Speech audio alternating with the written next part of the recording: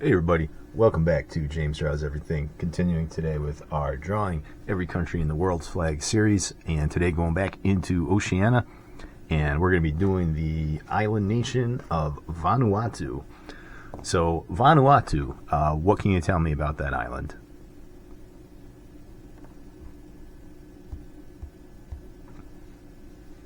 Okay, so not much, right? Nobody really knows a lot about this country, and hey, that's what I'm here for, right? So Vanuatu is a island populated mostly by Melanesian people, and Melanesians, I believe, also in like Fiji and some in the Solomon Islands. They're an Austronesian people that actually kind of interesting because they're the only black people in the world that can actually naturally grow blonde hair, so that's kind of cool.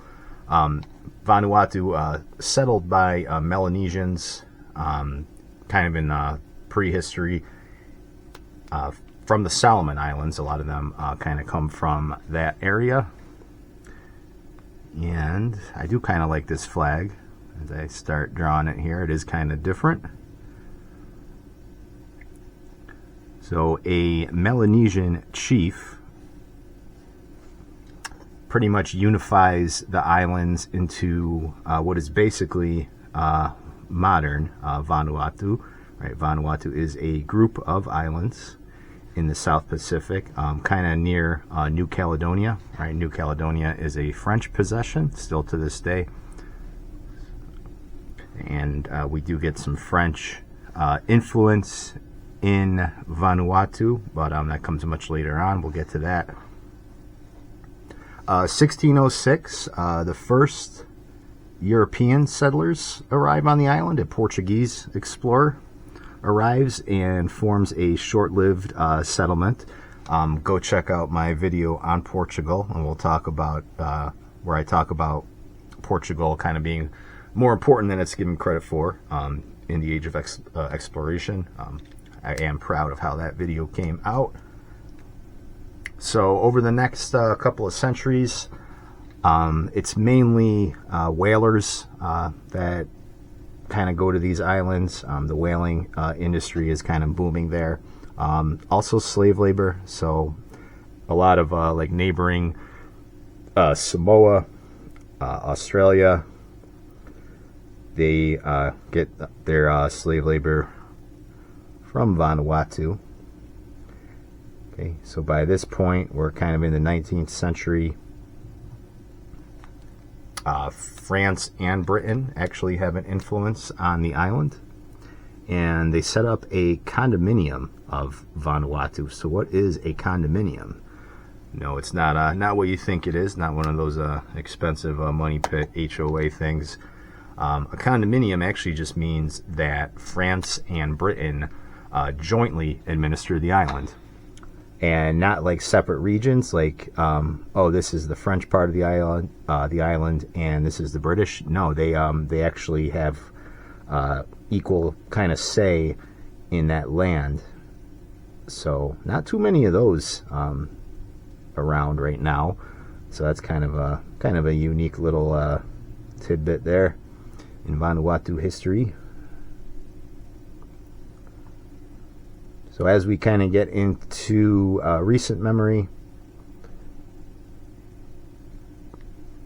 France does not want the islands to gain independence, but Britain is kind of moving for that, right? So this is kind of after World War II. Britain sort of gives up its empire. After World War II also, the United States, of course, you know, there was fighting, a lot of fighting in the Pacific, right? There was that whole theater of World War II in the Pacific Islands, and the U.S., you know, they used Vanuatu basically to set up shop, and they had all these weapons there, and they didn't really know what to do with them afterwards, so they said, hey, like, do you guys, you know, it'd probably be easier if we just sell these to you. Do you guys want to buy all this equipment? And that basically started off cargo cults in Vanuatu. So you've got all this U.S. Top of the line military equipment that ends up in their hands. Causes a little bit of problems, but nothing too crazy. So yeah, basically the United States just has a fire sale after World War II. Figure it's just easier just to leave that crap here and sell it to them, right? And so yeah, after World War II again, you're leaning more into a lot of the people are forming independence movements in Vanuatu. France actually kind of gets weaker after World War II, so that's why Britain is kind of trying to muscle them out of this deal. But eventually the French do agree to it, right? Because they still have New Caledonia there in the Pacific, pretty close to Vanuatu. So 1980. Vanuatu does achieve independence. So right, kind of at the same time as a lot of these Pacific Island countries do, and also a lot of the Caribbean countries kind of at the same time as well. So fairly newer country, which means it's got a much more modern looking, modern designed kind of flag. I probably should be using my ruler here. Let's see.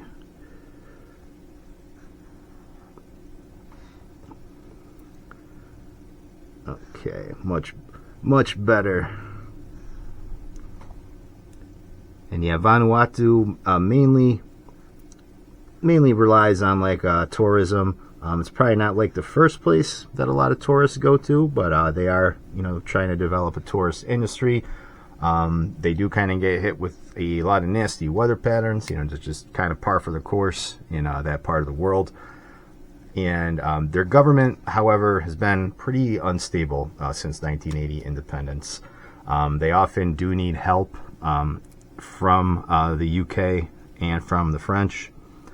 Not necessarily like monetary help, but as far as just like administration, you still kind of have a pretty strong French and British presence, like in the government, like people of French and British ancestry, right? So kind of see that a lot, right, in some of these independence movements for like these countries that never really kind of organically develop their political institutions, right? So they want independence, but then once they get there, they don't really have the skills or the knowledge to effectively administer the state. So Vanuatu, again, a lot of assistance in the government, and they kind of go through prime ministers like candy, like just kind of one right after the other.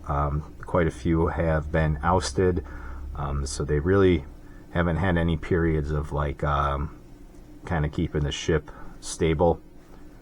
Right? So a lot of their governments are very short-lived before they kind of start from scratch and pick a new prime minister.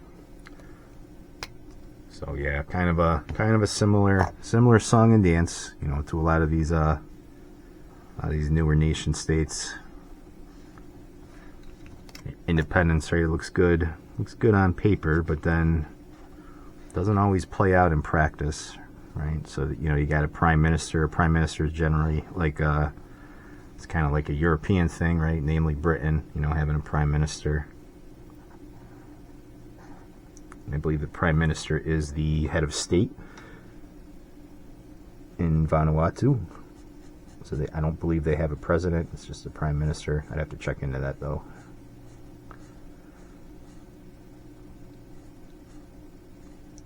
Yeah, this green